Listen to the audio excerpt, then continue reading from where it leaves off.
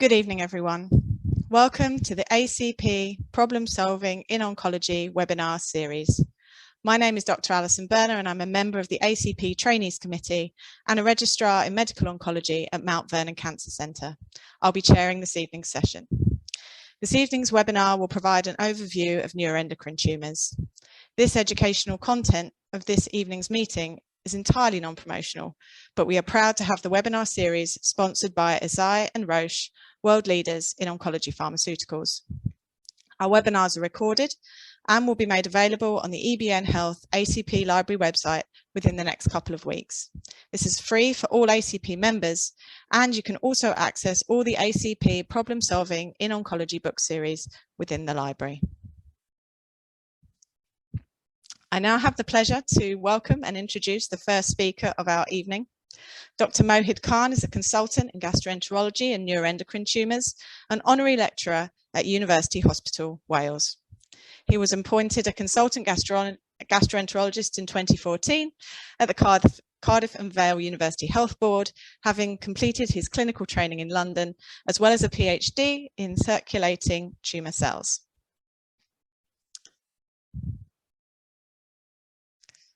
He is now leading the multi-award winning neuroendocrine cancer service in Wales and has active collaborations worldwide. He is part of the UKNet's Executive Research and Media Committees and the NCRI NET subgroup. Dr. Khan, when you're ready, over to you. You can go ahead and start sharing your slides. And thank you for the opportunity to come in and speak this evening. I'm going to cover NETs, gastroenteropancreatic NETs. A lot of the terminology is very confusing. The community, we have not made it easy for ourselves. These are my disclosures. I don't think speakers leave their disclosure slides up and very long, so I'm just going to leave that there. So neuroendocrine tumours or neuroendocrine neoplasms. So neuroendocrine neoplasms, or NENs, is the umbrella term more recently coined, and NETs are a part of the umbrella term, neuroendocrine neoplasm, as to our neuroendocrine carcinomas, which are NETs, which I'll come on to. We've got the first poll there. We have 3 people here with a neuroendocrine tumour, and who is the odd one out? Only a few people voted and they've gone to B. We'll come back to that. Where do they come from? Neuroendocrine cells.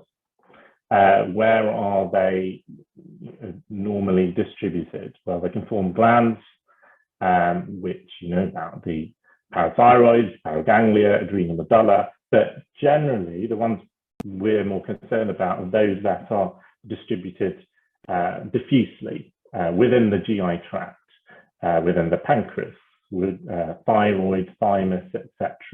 So there are a lot of organs, and hence, unlike most cancers and cancer services that have cancer sites, you will have neuroendocrine tumours, neuroendocrine neoplasms of different organs. And the term carcinoid we're moving away from, and that's carcinoid by Oberndorfer, who's Professor Oberndorfer in the bottom left of the slide here. He found these tumours that have cells which behaved indolently but looked like cancers. Carcinoid is a term still used in the lung field, which as Lamarca will talk about, but also when we talk about carcinoid syndrome. Professor Kloppel, one of the big names internationally in neuroendocrine tumours, or NENs, wrote this as a hypothesis on the cellular origin of pancreatic NENs, where you have stem cell giving rise to neuroendocrine precursors. And we believe that the poorly differentiated NETs may be a different entity to the well-differentiated NENs or NETs. and that's something which is yet to be tested, but we've got more evidence as time goes on.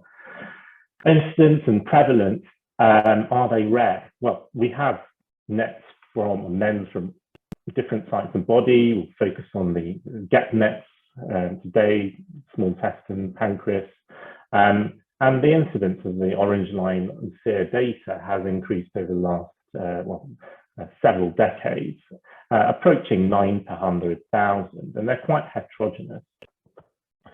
So the important thing is that the survival is varied, and when I see people from different clinics and different specialities, it's difficult to get across how wide the survival is. And this is a busy slide, but the top slide is median overall survival by site, and the different shades are local, regional, distant disease. And you can say there's quite a wide range. And if you look at the scale, we're going towards 20 years or so in some cases, with more aggressive disease, with a shorter bar. So the message is it's very heterogeneous cancer, even with metastatic disease. And you have the small intestinal metastatic disease here with median overall survival of 7 years or so. So next poll, which one of these statements is true? A, NENs are the least prevalent GI cancer. B, NENs have a prevalence less than other common GI cancers, such as colorectal, pancreatic, esophageal. NENs are more prevalent than any other GI cancer. NENs are more prevalent than the other GI cancer apart from colorectal adenocarcinoma. Okay, and most people have gone for option B, which is NENs have a prevalence less than other common cancers, and then equally between A and D. So D is correct. So NET, or neuroendocrine neoplasms now, are the second most prevalent gastrointestinal tumour. This is according to, again, SEER data, American data, but with that varied survival and a rising incidence, you're going to have people, you're going to have a lot of burden of disease in the population as time goes on, hence the prevalence. There are lots of classifications, lots of ways to think about NENs, NETs. Initially, I think GEP NETs versus bronchopulmonary NETs and other sites, and then pancreatic and non-pancreatic being GI, functioning versus non-functioning. So symptoms depend on the tumor site and functioning status, but the message is most GEP NETs are non-functioning and therefore will present fairly late. Functioning NETs will only account for 30% of the GI or mid-gut NETs, less than 5% of the bronchopulmonary, and 10 to 30% of the pancreatic NETs. And the pancreatic NETs will produce your strange insulinomas, gastronomas, glucogonomas, which are quite rare. And it's a heterogeneous disease. I can't emphasize that enough. Even with the midgut or small intestinal NETs, you'll definitely ileal, lower jejunal NETs, which tend to metastasize. 2/3 will be metastatic at the time of diagnosis. 20% of those will have carcinoid syndrome, but not all of those will have flushing or diarrhea. So you'll have subgroups of subgroups of subgroups. So that's important to really understand. And the classical carcinoid syndrome, which is a subgroup of the metastatic midgut NETs, or the bronchopulmonary NETs, or ovarian NETs,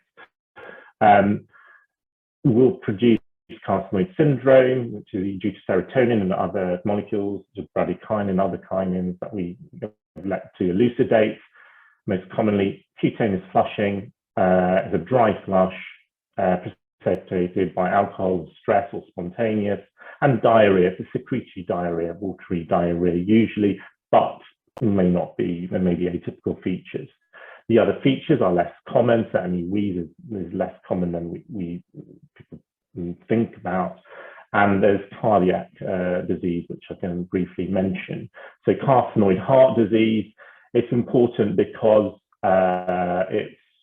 it's associated with morbidity and mortality. It's not metastatic disease within the heart, but fibrosis of the valves of the heart due to plaques caused by serotonin and other kinins. And although median survival has improved, there's still a reduction in the expected survival by up to 50%.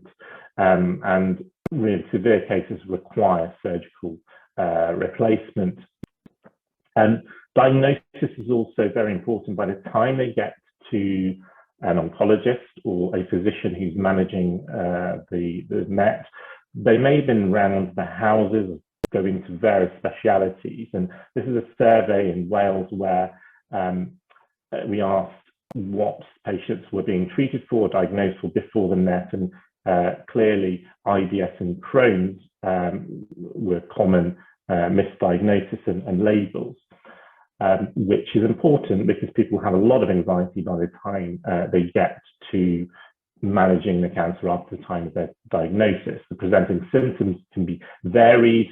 This is from our Wales group, with abdominal pain, diarrhea, most commonly in the GEP-NET, but some are incidental, 10% can be incidental, and there are a lot of vague symptoms, which again can lead to anxiety. And some of the symptoms may be related to NET, some may not be, and may be incidental, and so they can have coexisting IBS. Again, people may be going back and forth to various specialists by the time they get to diagnosis, and that's really important because there's a high degree of anxiety in a lot of patients with NET. And importantly, with GEP-NETs, the most common referral pathways are through gastroenterology and GI surgical specialties. It's important to help improve those pathways wherever you are. Chromogranin A is useful as a biomarker, but and historically, and it's a whole talk on itself, it's sensitive in diagnosis, but generally only with high burden, and can be used as a prognostic marker. It's been validated prognostic marker, but it's not raised in small volume disease, rectal NET, some other NETs, insulomas. It's not useful in poorly differentiated neuroendocrine carcinomas, and there can be a lot of false positives. But it can be useful and has a role, so generally get it at least once at the time of diagnosis. So it can be used if it's appropriate. We do have the NET test as well, which is something which is has a fair amount of data, PCR-based circulating RNA test. It still requires some cost-effective analysis, but may come in due course. The diagnostic algorithm, it can be quite complicated, but by the time they've had their imaging and biopsy, you've got to be thinking about nuclear medicine imaging, but don't forget echocardiograms in those patients with carcinoid heart disease, and investigating the small bowel for primary, if possible, and before starting treatment. This is a classical story. We have a lady in her 50s, several years, so symptoms can last quite a long time, of intermittent loose stool, labeled as IBS, normal investigations, and referred a number of times, and then someone does a CT, a CT colonogram, you can see liver metastases, and on the top left you can see a cicatrizing mass around the lymph node metastases in the center of the picture. So metastatic disease, but with a normal 5-HIA and relatively normal chromogranin A, and tissues, the golden gives you the diagnosis, this is liver biopsy, and once you get the pathology report, you've got to ask your pathologist, is this a neuroendocrine neoplasm? Because sometimes it can be difficult to tell. And how is it well or poorly differentiated? You can see my Mac emojis haven't quite come out on the windows. So is it well or poorly differentiated? Ki67 is really important as a marker, proliferation marker, and the higher the Ki67, the higher the grade and the worse prognosis. The grading has changed over the years, but these are the threshold, and anything with less than Ki67, less than 3%, according to new ENETS guidelines, will be low grade. That's generally the most common grade amongst the GEP-NETs that we see. But the important thing is, are they well differentiated, poorly differentiated? In recent years, I say in the last decade or so, grade 3 has been split between well-differentiated G3 NETs and poorly differentiated neuroendocrine carcinomas. Well, the other way of looking at it, are they well-differentiated NETs, neuroendocrine tumours, or poorly differentiated neuroendocrine carcinomas?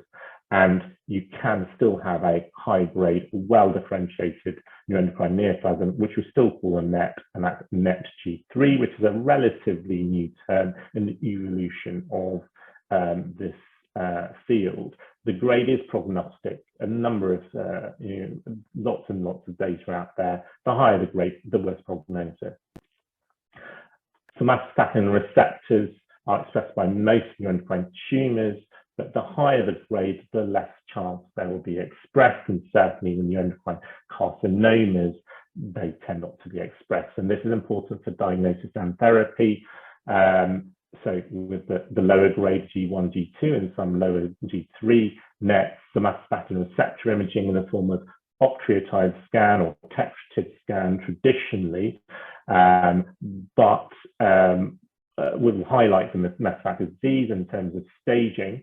But gallium dotatate PET, and there are other tracers and copper tracers around, but gallium dotatate or top PET is what is used in a number of centres as the gold standard nuclear medicine imaging for patients with NETs.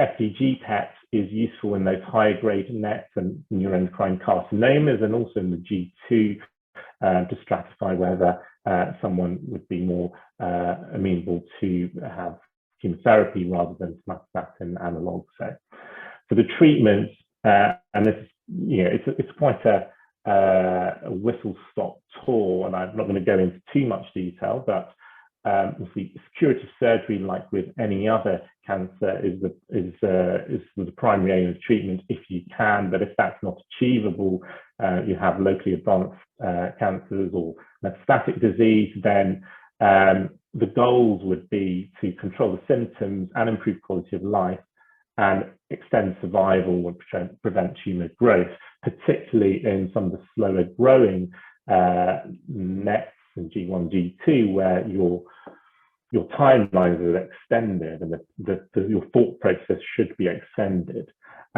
We'll have somatostatin analogues, local regional therapy, liver-directed therapy, similar to other cancers, similar to hepatobiliary cancers, molecular targeted treatments, chemotherapy, and other systemic therapies, which I'll briefly touch on. But this is from a paper, and it's just to highlight the number of different combination sequences over the number of years that the patient may survive for several years, 7 years, 10 years, 15, 20 years. They could have a number of changes in treatment. And it's therefore important to have a good functioning multidisciplinary team, preferably with an sort of ENET centre of excellence or a large NET centre at least, with all these specialities, because you will need them. Somatostatin analogues are the first line of therapy for most low-grade NETs that have positive somatostatin receptor imaging on octreotide scan or gallium PET scan. Its function is twofold. One is to reduce the hormone secretion, and that's the consequence of hormone secretion in those patients who have functioning tumours. So in carcinoid syndrome, and reduce the flushing diarrhea between 60 and 70%. And this has been proven in quite old studies. And what happened over 10 years ago was it was found to have an anti-proliferative effect with somatostatin analogs binding somatostatin receptors. And this is the first trial, which was Premier data, which was octreotide LAR.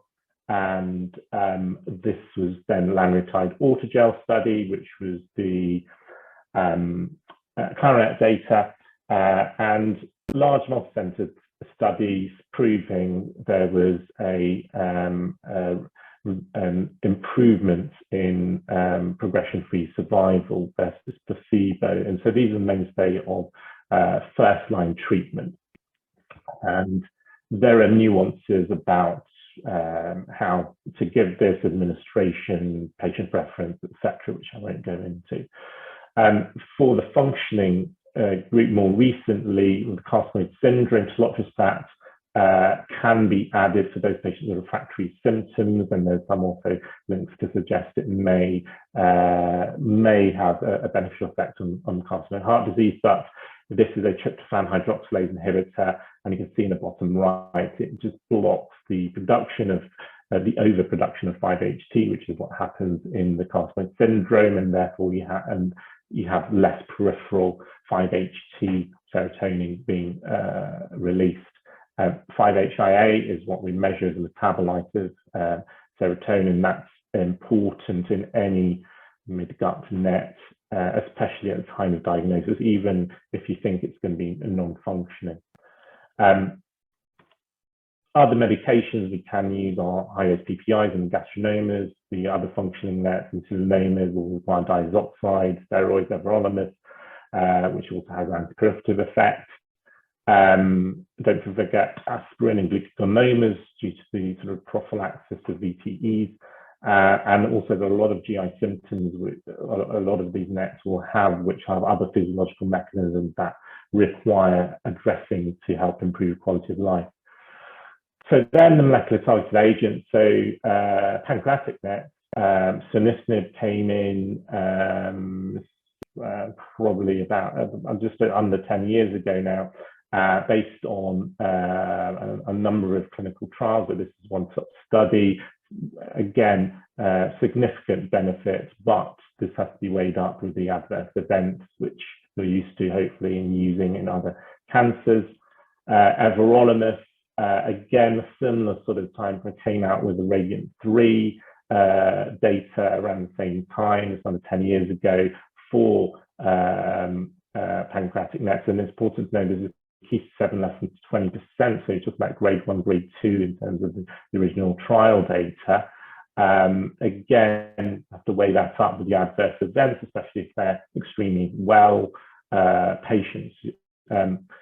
The RADIANT-4 data then came out for the GI primary, and we tend to use that in the mid-gut NETs when we have exhausted other options.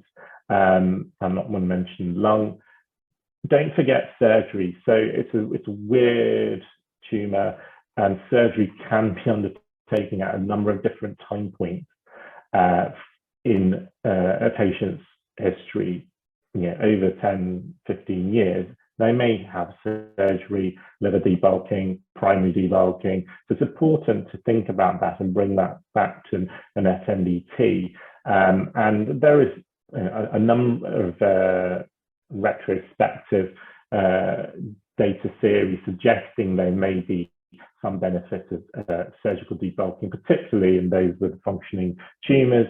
And also the debate is out on whether resection of the primary midgut NET and the lymph nodes in the setting of metastatic disease improves survival. And there are prospective studies hopefully underway. Mesenteric fibrosis can be the result if the primary and lymph nodes are not resected in midgut NET. And this is just very difficult to manage. I listed the attempts of trying to manage the consequences there, but it is incredibly difficult to manage, and none of the antiproliferative agents we have, maybe interferon, which most centers are not using, don't have any effect on this. So surgery is really the only cure for this side effect. Otherwise, you're managing symptoms as best as you can, or going for parenteral nutrition. NECs versus the NECs, as mentioned, poorly differentiated neuroendocrine carcinomas. They're almost like a different disease. The NECs are very aggressive. Again, SFTR receptors are not expressed generally in the NECs, and the Ki67 tends to be a lot higher, over 55% generally. FDG PETs as your friend. The chromovan hormones generally are not required to be assessed, but I tend to ask for them to be arranged anyway. But it's an aggressive disease. Again, the molecular alterations, there are not many. The tumor mutation burden is quite low in the low-grade NECs, but more in the NECs, and you will have your usual friends there in the NECs and the MSI, the KRAS, the BRAF. In terms of treatments, there are more options for the more indolent G1, G2 NECs, and chemotherapy does have a role for G1, G2 NECs as a later line of therapy, but chemotherapy being your upfront and in poorly differentiated neuroendocrine carcinomas, platinum-based chemotherapy and FOLFIRI. And we just had a UK study close, which was NET-02, which will hopefully report. Immunotherapy may have a role in some neuroendocrine carcinomas, depending on MSI. But the important message is that in between NET G1, G2 and neuroendocrine carcinoma, you have NET G3, the well-differentiated high-grade NETs. The Ki7 tends to be lower than sort of 55%, so between 20 and 55%. The behavior is variable, so they may survive a number of years, but not be as aggressive as poorly differentiated neuroendocrine carcinomas. There is data on chemotherapy, and NET G3, capecitabine temozolomide has been used. This is a study recently published. I'll put the reference there. Small studies. PRT is also an option. There was the Nordic study and the Nordic reevaluation. And what was interesting here is that the Ki67 cutoff is 55%, predicting prognosis, and the overall survival was determined by NET versus NEC, but the platinum-based chemotherapy response was determined by Ki67, not by the differentiation. But you can see here is that you've got NET G3 has a better prognosis than neuroendocrine carcinomas. Mutational burden is quite low in most neuroendocrine neoplasms, but there is more evidence coming through on some actionable alterations. This may change management in the future. I haven't put the NTRK, the NTRK drugs we have available, which are tumor agnostic, but hopefully we'll know more over time. PRRT, peptide receptor radionuclide therapy, is used as generally second line or third line and has a license in GEP-NETs. This is part of the theragnostic approach, and if you just look at that slide, you have a person going into a scanner, and that's the somatostatin receptor functional imaging, octreotide scanner or gallium PET. And then you're using the same somatostatin receptors for a therapeutic agent, and this is Lutathera, lutetium. PRRT has been historically used in a number of centres for almost 20 years, 25 years, I think, from my time at the Royal Free, but it's had its license in this last decade or so. And this is a sort of lutetium, so it's basically binding somatostatin receptors and then delivering a beta emitter. And the data, this is the NETA study, which is a landmark study, NETA 1, which suggested quite a marked improvement in progression-free survival and overall survival. There's some caveats there against the control arm, which was double-dosed octreotide. The ENETS guidelines are important to have available, and they can be quite complicated. And the small bowel nets, when you're getting onto sort of second-line therapy, there are a number of options there.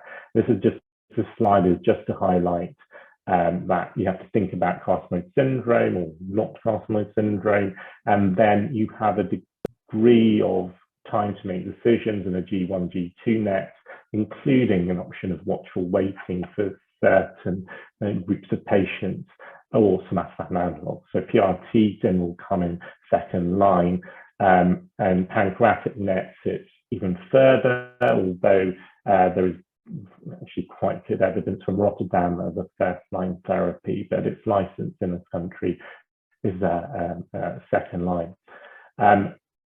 There are lots of options there, which means there may not be one right approach, and one MDT may differ to another MDT. The important thing is to ensure that you've taken all these factors into consideration, patient factors and tumor factors, as you do normally in other tumors. But the nuclear medicine imaging is really important in most nets, apart from some of the subtypes I'm not mentioning, gastric nets and possibly rectal nets. Gastric nets is our own talk, and the consequences, presence of carcinoma, heart disease, and fibrosis. We do have some predictive molecular markers, but not a lot of them have good quality for prospective validation and cost-effective analysis. What can make a difference is quality of life if patients are surviving for a number of years. You have to make sure they have a good quality of life and living with their cancer. So when I moved to Wales, we looked at PROMs in the population of patients with NETs, and there was a very high burden of GI symptoms. These are a lot of different types of GI symptoms, and with a sort of transformation and looking at changes in model quality of life, assessing symptoms, looking at physiology, etc., you can actually improve quality of life and patient satisfaction rates. So satisfaction rates improved, and also through the change in model as a side effect, we had a reduction in the time of diagnosis. In most NETs throughout the world, there's a delayed diagnosis. We had a halving of the time of median time from symptom onset to diagnosis, and also an improvement in quality of life and symptom scores. And that was not by changing any treatments or access to certain treatments. It's just through a change in service model and the way we think and treat our patients. So that was a whistle-stop tour, a lot to fit in, and I'll bring back Alison for sharing any questions. That was fantastic. You did very well to get through all of that complexity in a short space of time, and well done for all the fantastic work in Wales, which is, yeah, award-winning. There's a couple of questions in the chat. The first one was from Alia, and they asked about guidance for gastric net management. Would you look to ENETs for that as well? You mentioned guidance just after they posted that question. Yeah, I can see the question. My experience there is a bit high QC7. The vast majority of gastric nets are low grade type 1. So they're usually picked up on a endoscopy. They're usually multiple associated pernicious anemia. As I said, it's on a whole different talk. Autoimmune gastritis, intestinal metaplasia, almost like an endoscopically treated upper GI net polyp. They're quite small, occasionally on the, very rarely metastasized. Gastric nets is all about typing them. So is it type 1, is it type 2, type 3? If it's got a high C67, it's likely to be type 3. The ENETS guidance suggests anyone in the high C7 type 3 gastric NET should be an advanced setting. Metastatic disease should be treated almost like they were a gastric adenocarcinoma with surgery, etc.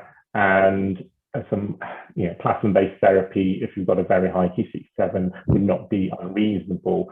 Those are extremely rare. There'd be a very poor prognosis.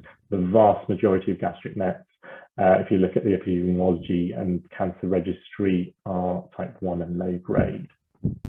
And then just a quick second question from Rachel was whether the presence of carcinoid heart disease precluded any of the particular treatments that were on offer for NET. Yeah, good question. So loco-regional therapy, you'd need to, sort of embolization is a relatively contraindication. So if you've been looking at transarterial embolization for reducing the hormonal secretion, someone with refractory carcinoid syndrome, if they've got carcinoid heart disease, then that may preclude. If you're thinking about liver debulking and liver resection, and the liver surgeons would really want the carcinoid heart disease, the valves replaced if that's the case. And I think everolimus, depending on which of my oncologists you'll speak to, again relatively, but not carcinoid heart disease. If it affects performance status, then that performance status may then affect what choice of therapy you offer them, especially if they've got breathlessness due to right-sided heart failure. So it's more the performance status as a result, and if you can improve that, then that may improve your selection of therapy. Brilliant, thank you so much. I now have the pleasure of welcoming and introducing our second speaker. Dr. Angela Lamarca is a consultant medical oncologist at Fundazion Jimenez Diaz, University Hospital in Madrid.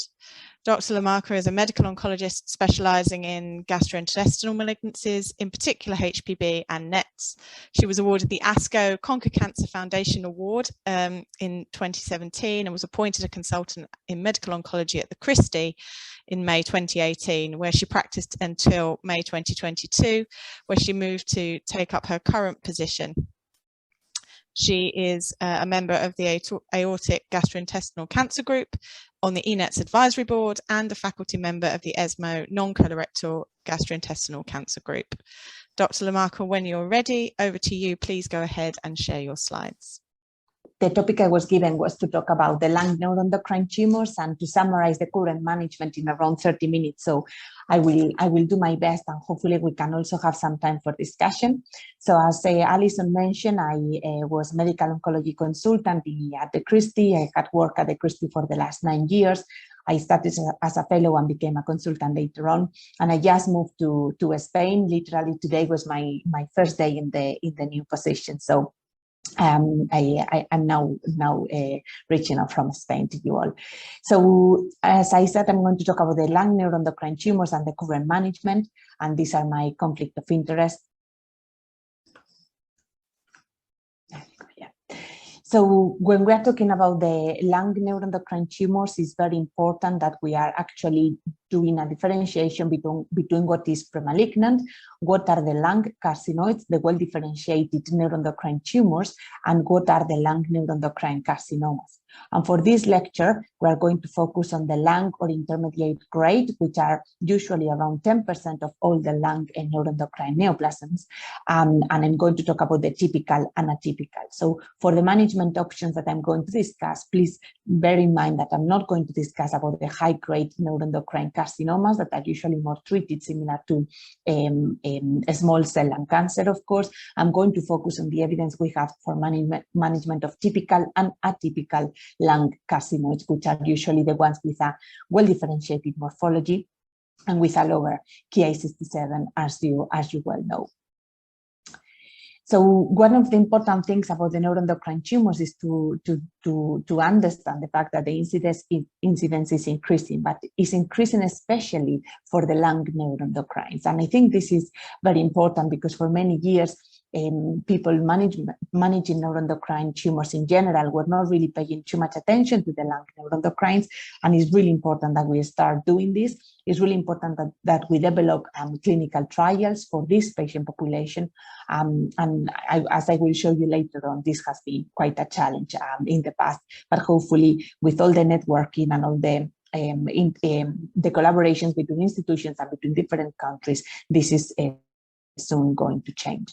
So definitely important, lung neuroendocrines are increasing in incidence, and therefore we are going to see more and more of these in our clinics.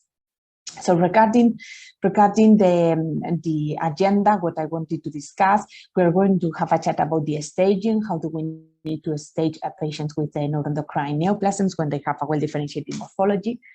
Do we have any evidence to support the adjuvant management? And most of my talk is going to be about the palliative setting, discussing somatostatin analogs, targeted agents, chemotherapy, and also what we do we have about diagnostics, especially using a little bit of the information that Mohid just showed for the JEP. So if we focus on the staging, when we are doing the staging of the neuroendocrine tumors, it's quite important that we are actually looking at, for example, circulating biomarkers. We have a wide options of biomarkers that we can use for neuroendocrine tumors, and specifically for lung neuroendocrine tumors, when they have a good, a well-differentiated morphology. Chromogranin A may be of use. The neuron-specific enolase is something that we may use in other scenarios, especially for tumors with a higher degree, with higher Ki67. So usually, if we are talking about well-differentiated lung neuroendocrine tumors, we are going to focus on the chromogranin for both typical and atypical, and we may use the NSC for atypical and neoplasms. Regarding imaging, there has been a lot of information generated around, especially the nuclear medicine imaging for neuroendocrine tumors. And we know that the FDG PET may be more informative in, of course, small cell lung cancer, for example, and it may be within the well-differentiated lung nets more informative within the atypical group rather than the typical. So we know that for the gallium dotatate, we are going to have a higher SUV within the typical neuroendocrine tumors of the lung, while for the atypicals, we are going to have higher uptake of the FDG PET. So we may use both imaging, but we do need to understand that it may be more informative in one group or another, depending on the morphology and, of course, the Ki67. And another important message is about how many times or in which percentage of patients is actually this additional imaging going to make any change. And I think we are very used to doing gallium PET, for example, in patients with gastroenteropancreatic neuroendocrine tumors when they are well differentiated.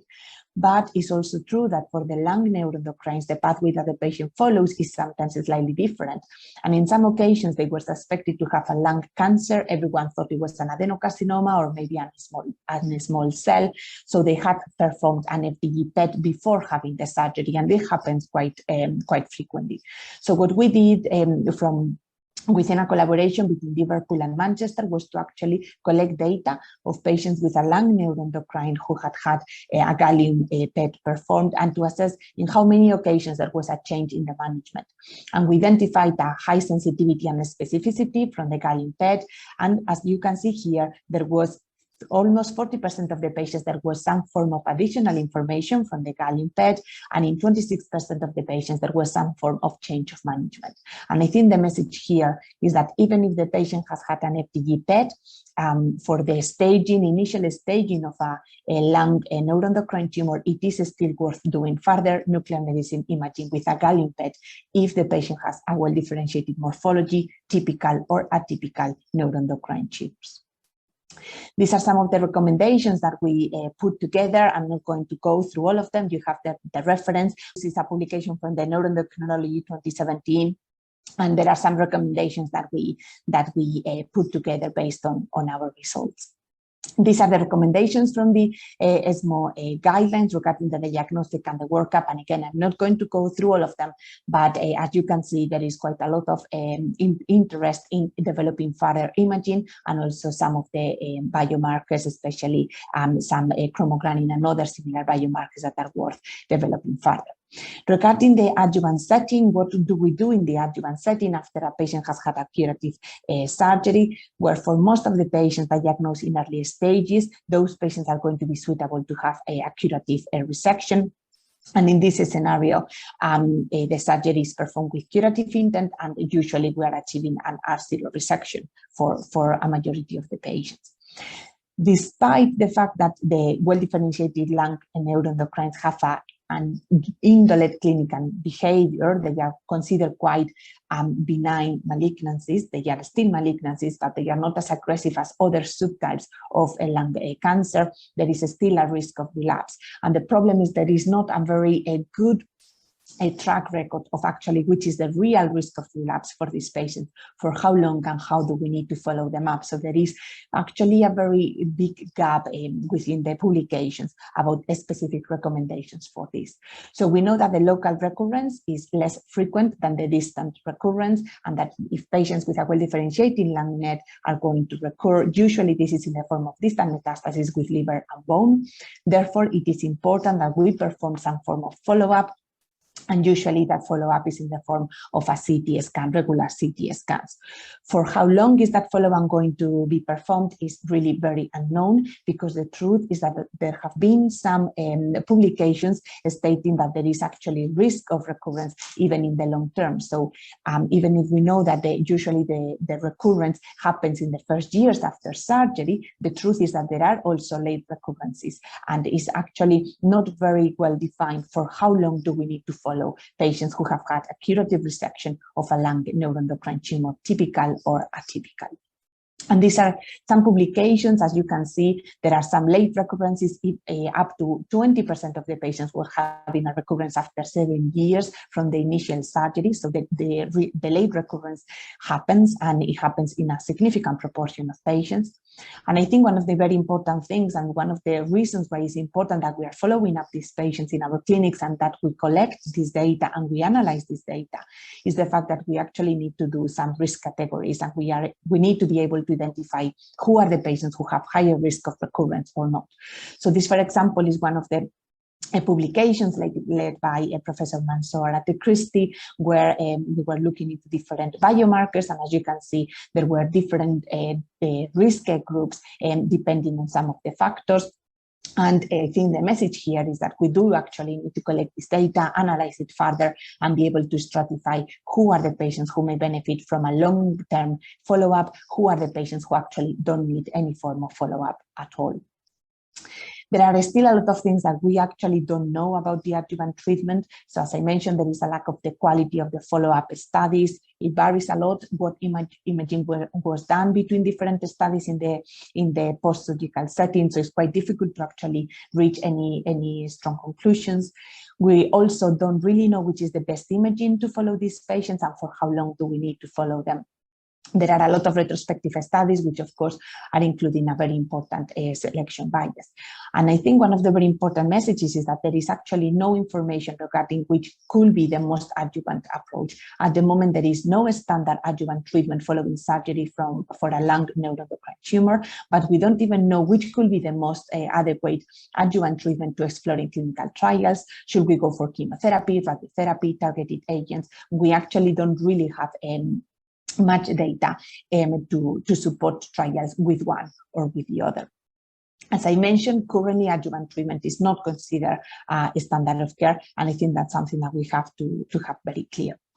In the palliative setting, the options of treatment for lung neuroendocrine tumors are growing, which is really nice to see. This is a diagram that is kind of summarizing the options that have been developed over the years.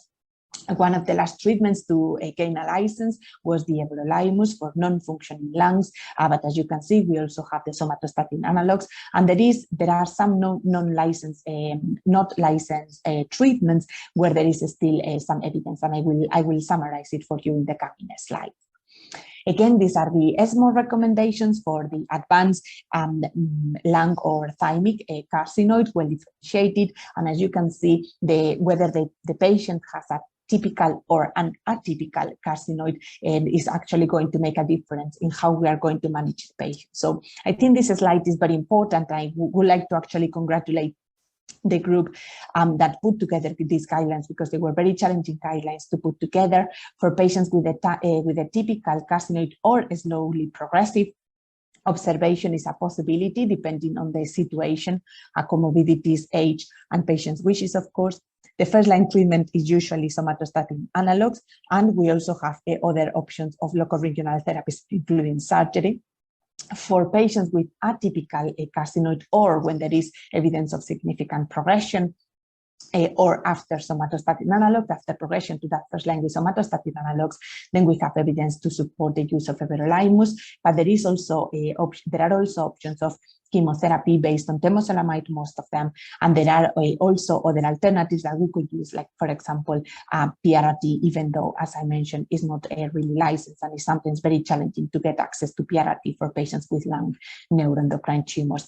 This is why these guidelines, the everolimus and the chemotherapy with temozolomide, are given more of a priority, and other options are left a little bit more exploratory when the standard treatments are actually utilized. So regarding the somatostatin analogs, there have been quite a lot of studies with somatostatin analogs in neuroendocrine tumors in general. And in here we have some of the studies summarized. As you see, there is evidence supporting the use of octreotide from the PROMIT trial, but that study did not include any lung neuroendocrine. And we also have the lanreotide from the CLARINET trial. Again, this study did not include any lung primary patients. These are the two studies that provided the license for octreotide and lanreotide, showing that there was not only an anti-hormone secretion effect, but also an anti-cancer effect. And the problem is that for lung neuroendocrine tumors, this evidence is not as strong.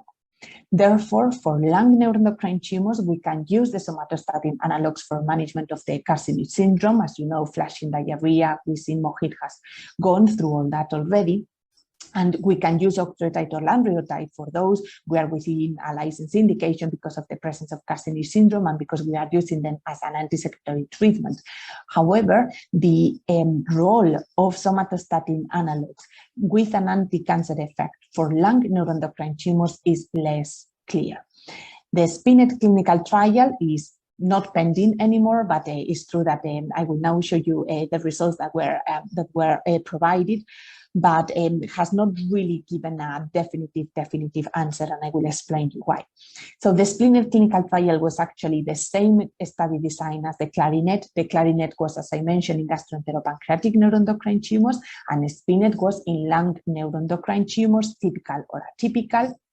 In this case, the primary endpoint was progression-free survival, and the aim was to assess the role of lanreotide as an anti-cancer treatment.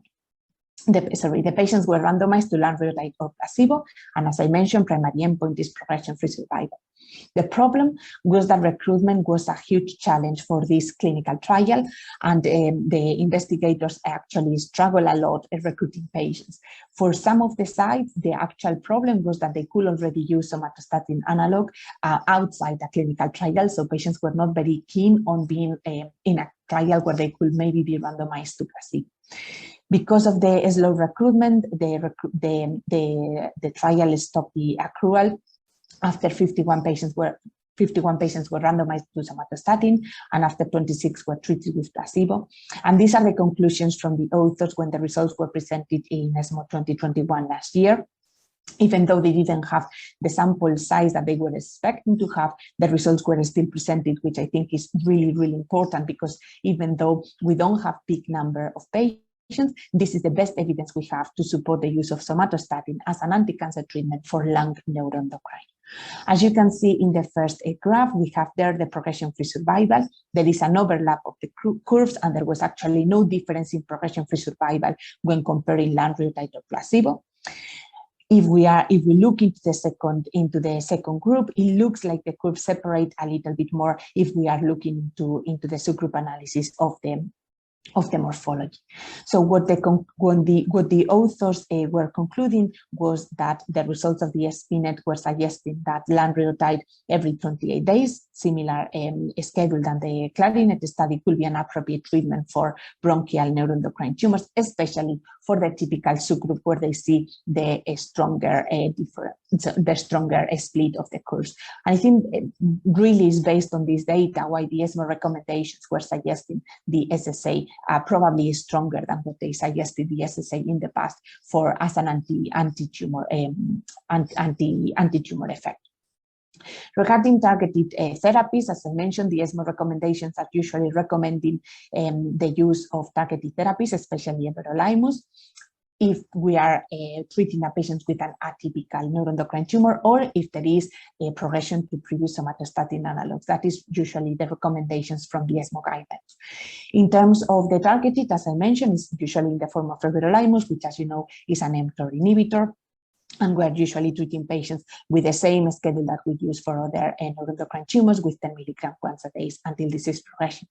There have been a few clinical trials exploring everolimus, and some of them have included patients with lung neuroendocrine, and I summarize them in this slide. So the first study, RAMSET, was a phase 2 non-randomized, and there were some lung neuroendocrine tumors included.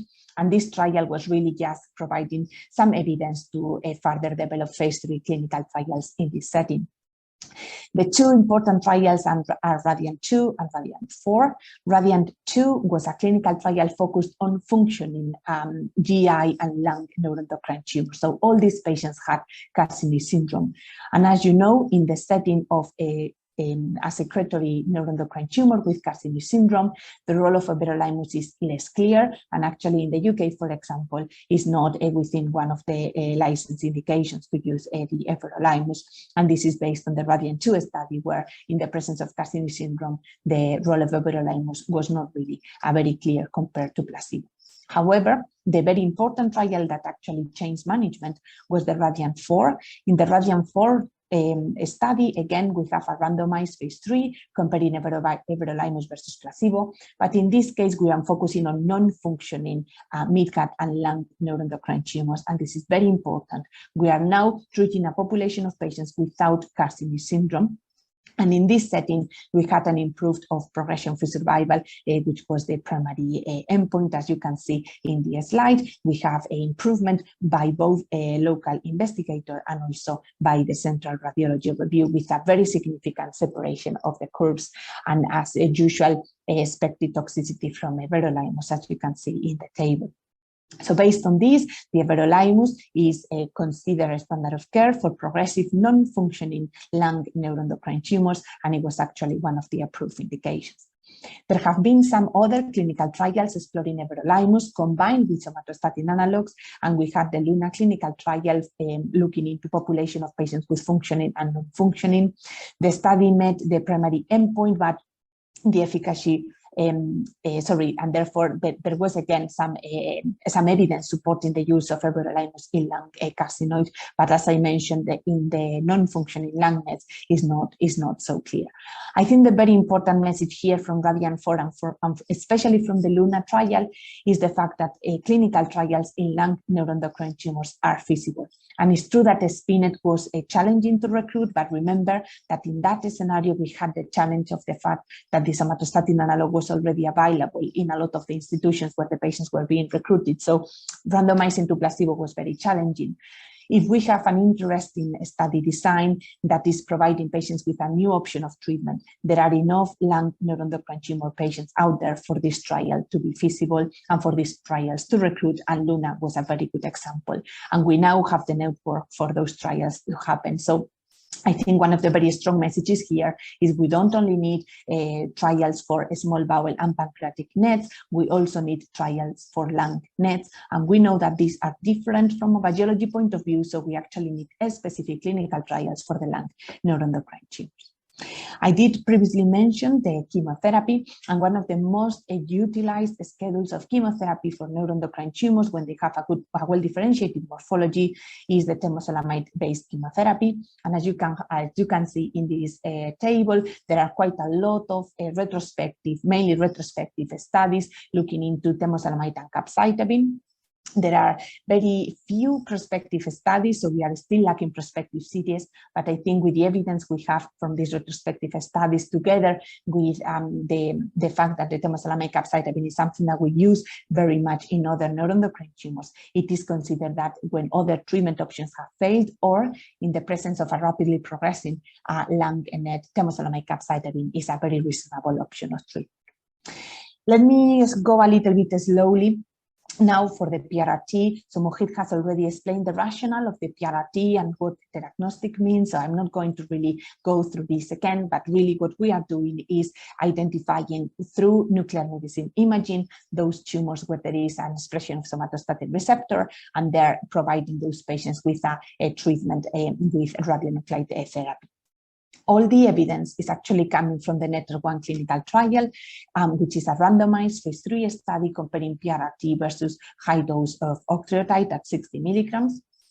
And in this case, there were 229 patients, but none of the patients had a lung primary. So in the NETWORK-1 clinical trial, there are no lung neuroendocrine tumor. There is no lung neuroendocrine tumor representation at all. In this case, in the NETWORK-1 study, we were focusing on patients with mainly small bowel neuroendocrine tumors.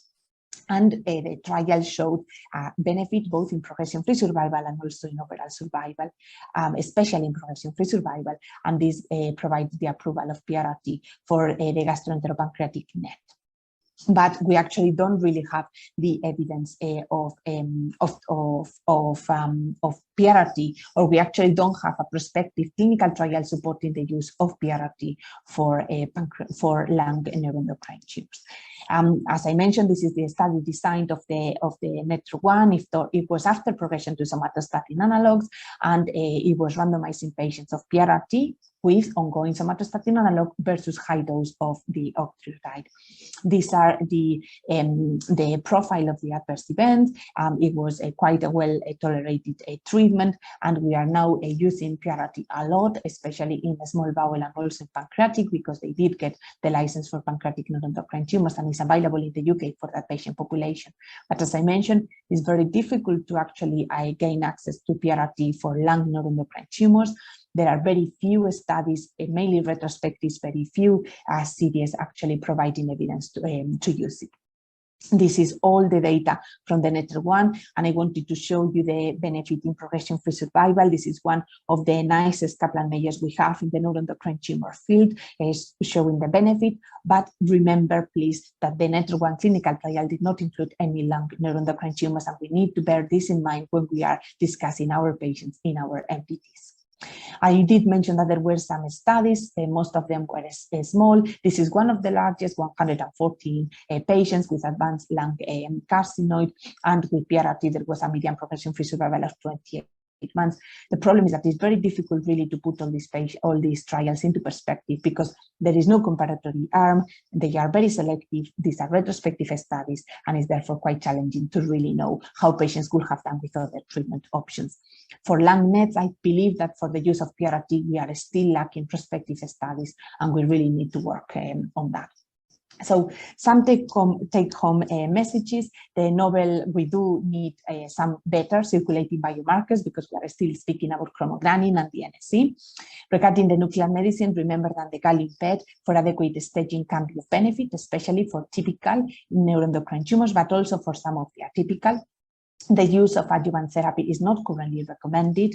And regarding palliative treatment, we have evidence to support the SSA for treatment of the carcinoid syndrome for functioning tumors.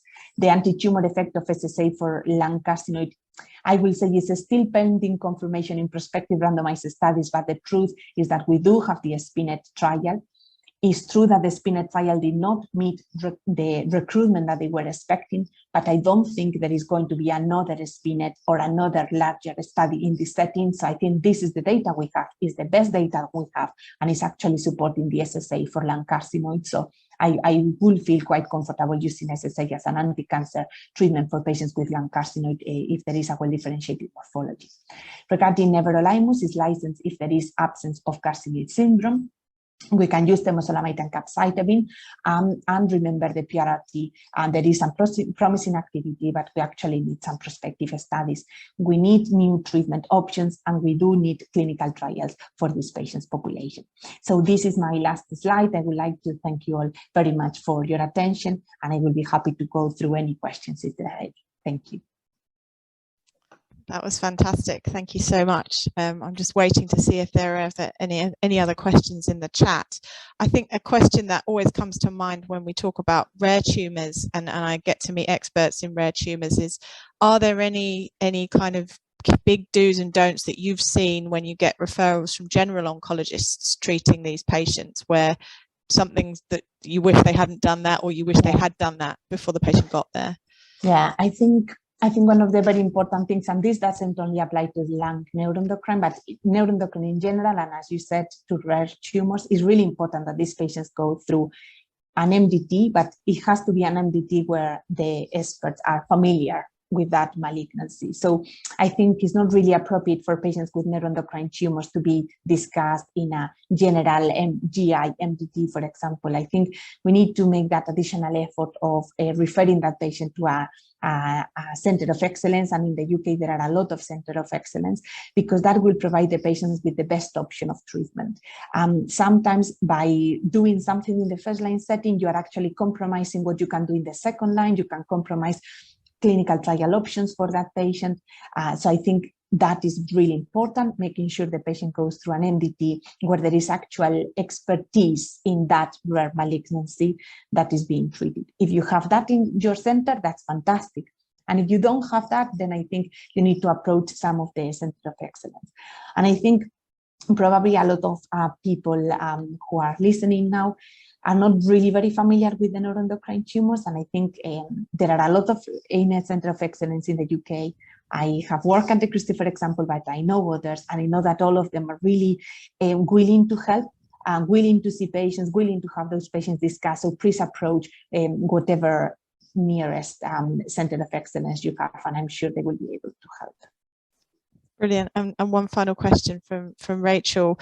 You've mentioned the need for further trials quite urgently, particularly in LungNet. Are there any particular agents coming down the line that you think need to go into trial? I think the trials in LungNet are required in general.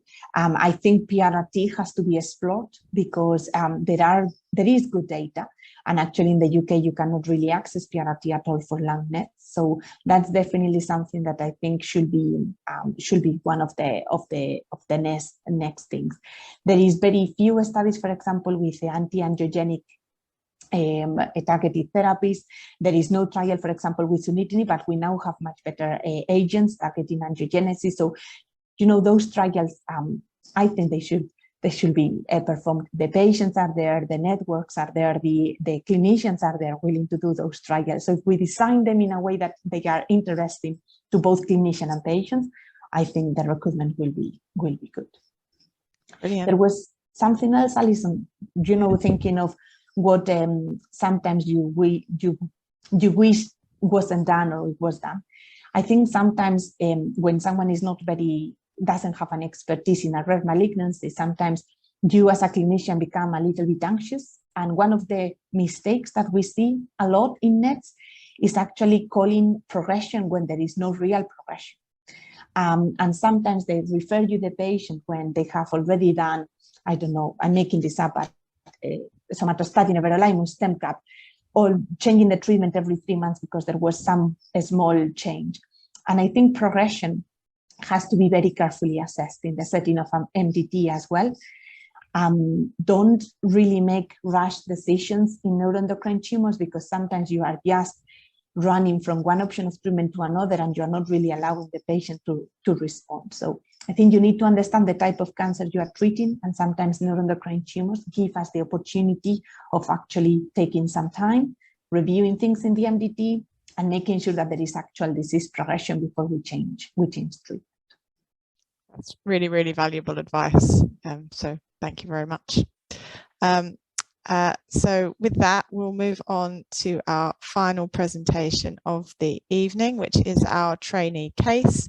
So I'd like to introduce Dr. Melek Akay. She is an ST4 in medical oncology at Guy's Cancer Centre. Welcome. When you're ready, please go ahead and share your screen. Okay, so thank you very much, Alison, and thank you to Dr. Khan and Dr. Lamarca for two really interesting talks. And I hope this case kind of ties into some of the things that have been discussed so far. So the case I wanted to present is a grade 3 pancreatic neuroendocrine tumour. Let's see if I, yeah. So 64-year-old gentleman. He presented with a 3-month history of weight loss and then more recently obstructive jaundice. And this was on a background of a 2 to 3 year history of non-specific abdominal symptoms, which kind of is in keeping with what Dr. Khan was saying about, often these patients being treated for things like IBS or Crohn's for a long time before they're eventually, they have the diagnosis of a neuroendocrine tumour. So he was referred for investigation and he had a CT scan which showed a large mass in the head of the pancreas, multiple liver lesions and biliary tree dilatation. So he underwent an ERCP and had the insertion of a biliary stent with resolution of the obstruction. And he was otherwise well with kind of minimal comorbidities and a performance status of 0. We had a core biopsy of the liver met, or one of the liver metastases, and this showed findings in keeping with a well-differentiated neuroendocrine tumour. Occasional mitoses were seen with a mitotic count of 3 out of 10, and the Ki-67 initially was assessed as 12% at the local hospital, but then the block was reviewed centrally in the GI net MDT, and the impression was of a much higher proliferation rate of 46%. So that upgraded him to a grade 3 well-differentiated net, stage T4N1 M1. So the kind of plan from the MDT was for oncology review, check the chromogranins, and to arrange an FDG and dotatate PET scan. So these are his scans. So you can see here he's got really quite minimally avid disease on the FDG PET, but really quite avid disease on the gallium dotatate PET scan. And there were also some skeletal mets which hadn't been seen on the CT, so which were occult on the CT, but present and visible on the dotatate PET scan. And his chromogranins were also elevated, as you can see there. So at this point, he'd been seen in the oncology clinic and decisions were being made about what treatment to start. So I think hopefully these should appear as a poll. So the options are somatostatin analog alone, somatostatin analog plus carbo and etoposide, somatostatin analog plus capecitabine and temozolomide, somatostatin analog plus everolimus, or enrollment in a clinical trial such as the NETTER-2 trial. So if you'd like to pick one option that you think might be a good treatment option at this point. Okay, interesting. That's very good. So no one fell for the trap of carboplatin and etoposide, which as far as my understanding is, we don't tend to use in well-differentiated nets, and more using the poorly differentiated small cell type neuroendocrine tumours. Yes, so we actually, I think most people have gone for the somatostatin analog alone, 67%, or NETTER-2 trial was the second most popular, and no one went for the other options. We actually offered this patient the NETTER-2 trial, which is looking at PRRT plus long-acting octreotide versus high-dose long-acting octreotide alone, and this is in grade 2 or 3 nets in the first-line setting. So that option was offered to the patient and he was keen, so he was enrolled in the trial. But unfortunately, his baseline scan for the trial showed that he'd progressed quite significantly, particularly in the liver, and his LFTs had started to go off as well. So his ALP had risen to over 400 from about 150. His ALT had gone up to 99 from normal, although his bilirubin fortunately remained stable.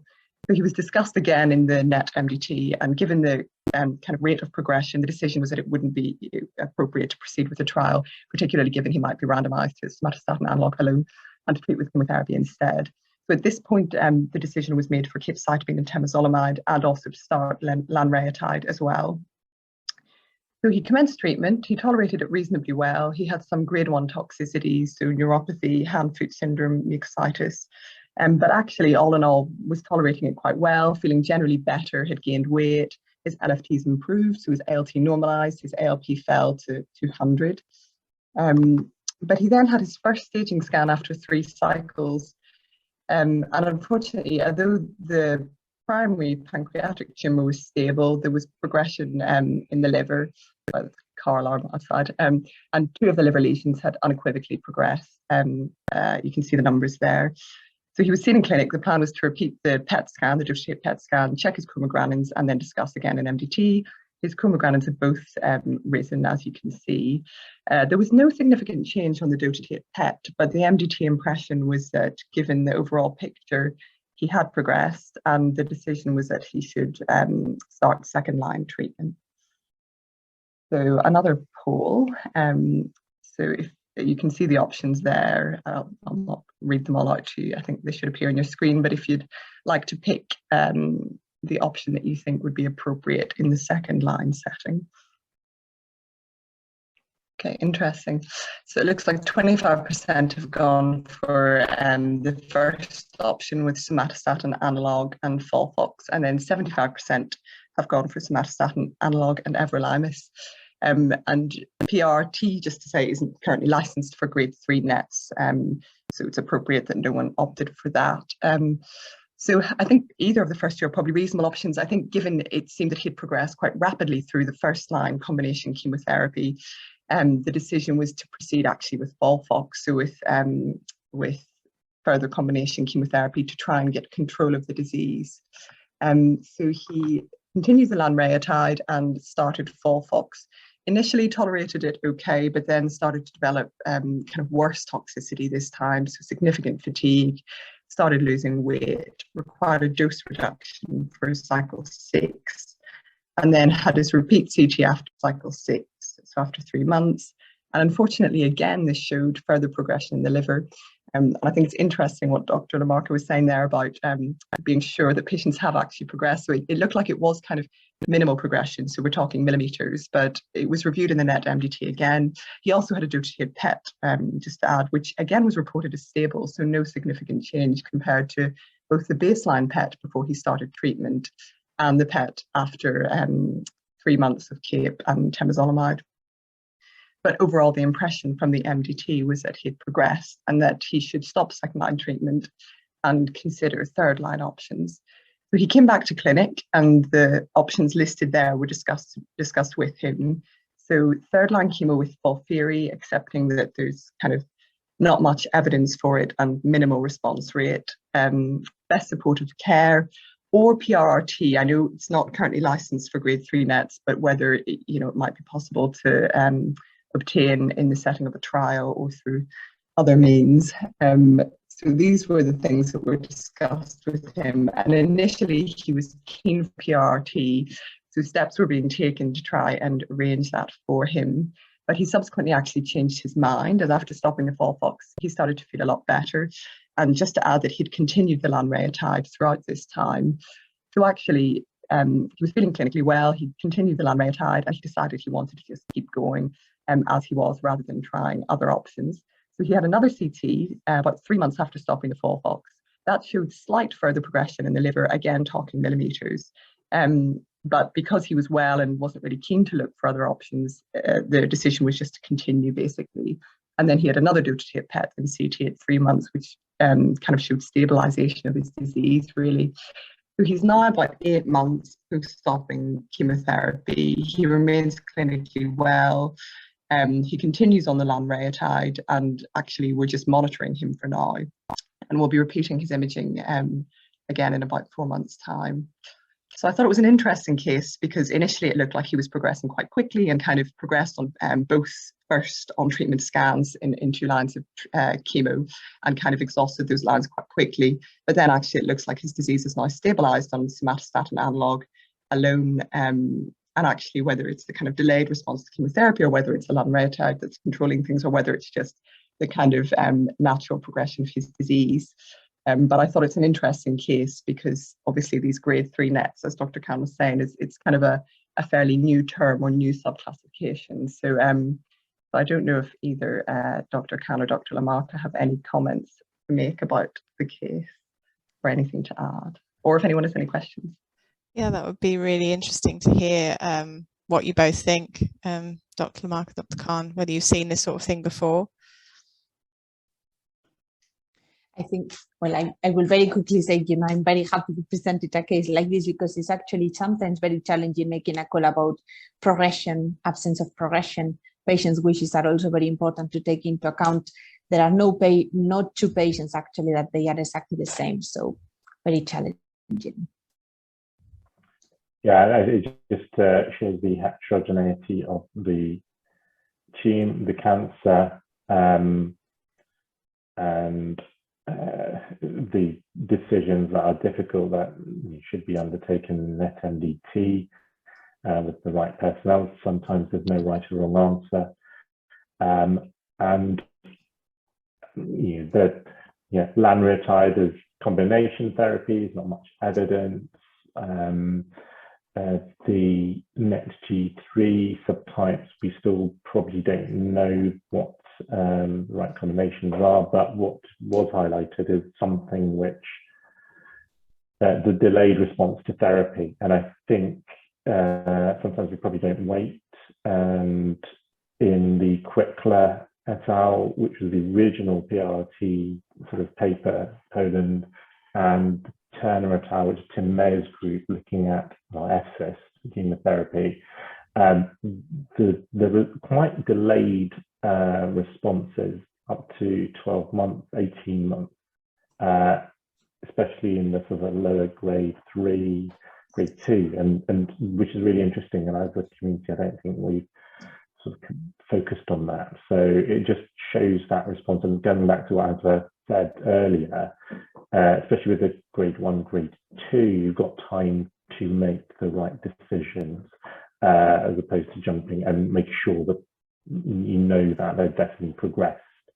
So yeah, it's a very interesting case. It's brilliant. Thank you so much. There are no further questions in the chat, so I'd like to thank all of the speakers again, and thank all the participants for attending this evening's webinar. So on behalf of all the speakers and everyone at the ACP, thanks again and good night. Alison. Did you want to know the answer to the first poll? Yes, sneaky bit at the end. Please do tell us the answer to your initial poll. I'd like to ask Angela what she said. Who is the odd one out, A, B, or C? I'm not brave enough to B. B. Alison? I'm going to go A. Melek? Well, I'm going to have to go C just to mix it up a bit. So you could say it's C because he's holding his lips and the other two are holding their chin. But you've got Steve Jobs, Aretha Franklin, Irfan Khan all had pancreatic NETs. And although you don't know for sure, Steve Jobs had an insulima. The other two had non-functioning NETs. So I'd go for A. Oh. I didn't have insider info as the host, I promise. Well, thank you all again, and it's a really lovely place to end. Good night, everybody. Thank you.